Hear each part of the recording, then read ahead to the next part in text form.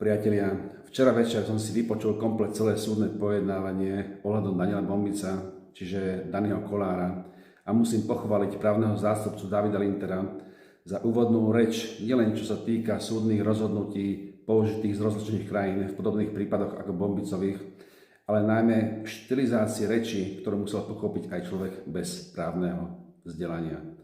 Čo ma najviac zaujalo, bola výpoveď Štromajera, ktorý žaloval Daniela Bombica za kyberšikanu. Že vraj trpí, radikálne sa mu zmenil život a že vraj chodí ozbrojený, pretože sa bojí o svoj život a o svoje zdravie. Vtedy som sa začal cítiť ohrozený na zdraví, na bezpečnosti a rozhodol som zabal trestné oznámenie v tomto bode. Keď sa ho prokurátor spýtal, aby uviedol nejaký reálny príklad, ktorý mu zmenil život, tak povedal, že vraj jeho priateľka počula nejakých ožratých ľudí, ako im vykrikujú pod oknami, a ako druhý a posledný príklad uviedol, že vraj v roku 2024 ho vyhodili po 9 dňoch z práce, v ktorej bol v skúšenej dobe, lebo že vraj Bombic o ňom povedal, že stojí za projektom Blbec online a vďaka Bombicovi teda prišiel o to zamestnanie. Iba som prišiel vlastne o zamestnanie vďaka Bombicovi. Čiže v podstate chcel súdu naznačiť, že nejaký šéf nejakej sekcii na ministerstve rozvoja a informatizácie počúva, čo rozpráva Daniel Bombic na Telegrame, a preto ho radšej vyhodil. Ja osobne neviem, či je to pravda, to čo povedal, ale ak je niekto v skúšovnej dobe, tak na to, aby ho niekto vyhodil, nepotrebuje žiadne odôvodnenie a to, čo niekto povie medzi štyrmi očami, je absolútne irelevantné, pretože to nemá žiadnu právnu hodnotu, ktorá by mohla byť použitá na súdnom pojednávaní ako dôvod, prečo bol vyhodený. Mimochodom ani nevieme o tom, že by Štromajer podal sťažnosť na vedúceho sekcie na ministerstve rozvoja a informatizácie, ktorý ho podľa jeho slov skrz Bombica vyhodil. Teda v podstate by ju ani podať nemohol, pretože ak by bolo pravdou, že dôvod ukončenia pracovného pomeru bol ten, čo o ňom povedal Bombic, tak Bombic povedal len pravdu, pretože Štromajer sa sám priznal, že je administrátorom webovej stránky Blbec online, ktorý zbiera dáta od ľudí, ktorých on sám ako súkromná osoba považuje za náckov extrémistov, bez toho, aby o tom rozhodol nejaký právny inštitút, ktorý sa extrémizmom zaoberá. Ďalej tento Štromajer tvrdí, že to nebol on, ktorý prvý začal slovne útočiť na Daniela Bombica, ale v jeho databáze sa nachádza aj Bombicová stránka Planeta Jednoduchosť, ktorú Štromajer onalepkoval dehonestujúcou nálepkou nacisti, o ktorej dobre vedel, kto bol jej administrátorom. Čiže ak sa Štromajer vyhovára na to, že na webovej stránke Blbec online, ktorej je administrátorom, nikoho neurážal, tak klame, pretože už len názov stránky hovorí to, že všetkých ľudí v monitoringu považuje za blbcov a podľa ktorých okrem iného klasifikuje za náckov. Ďalej Štromajer tvrdí, že nie je administrátorom facebookovej stránky Blbec online. Bol ste tam nejaký administrátor tejto stránky? Administrátor webovej stránky Blbec online. Som administrátorom webovej stránky, nie facebookovej stránky.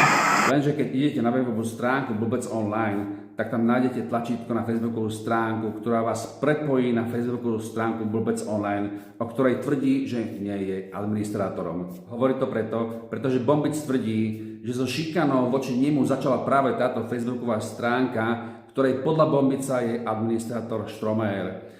Aj keď síce Štromajer na súde povedal, že bude hovoriť pravdu a nič iné ako pravdu, čiže prisahal, tak na otázku, či je administrátorom facebookovej stránky, odpovedal, že nie je.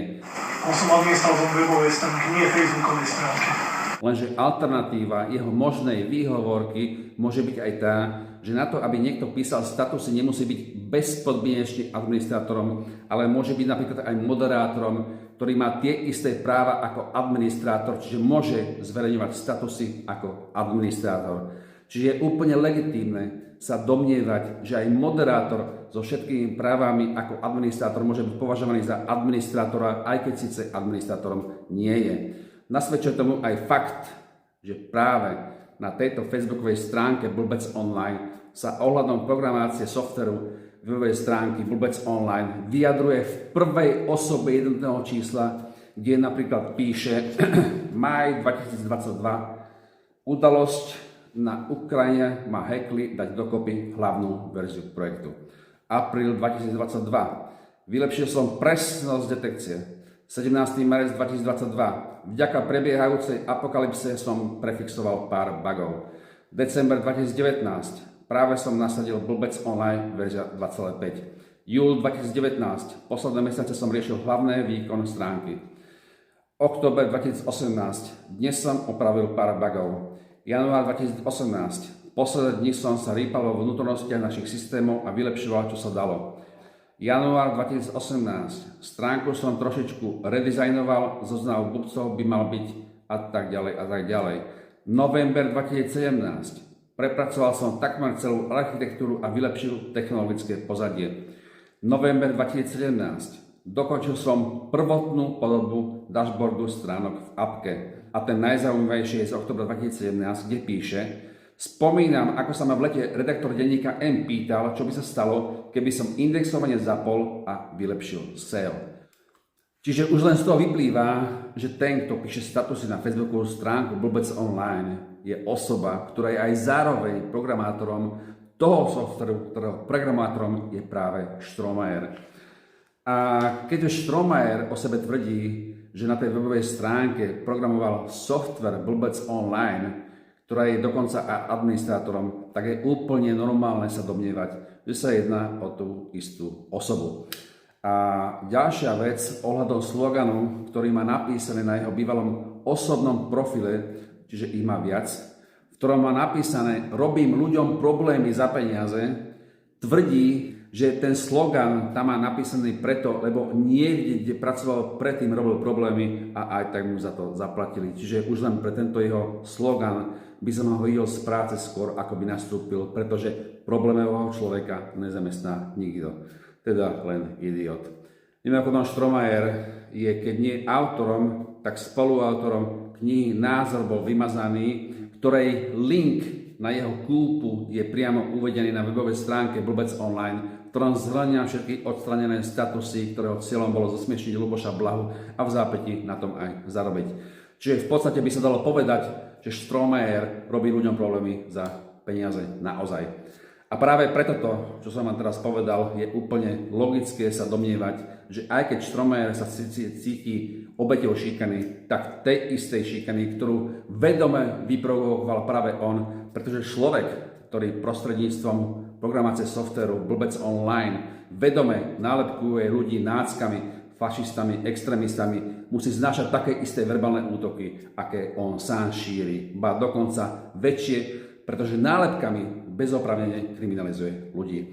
A práve preto mám dojem, že stres, ktorý tento človek prežíva a pripisuje Danielovi Bombicovi, si spôsobil on sám, pretože on dlhé roky kriminalizoval ľudí dehonestujúcimi nálepkami, ako napríklad blbec, extrémista, nácek, konšpirátor, alebo ako sa počas súdneho pojednávania vyjadril, závadná osoba pre spoločnosť.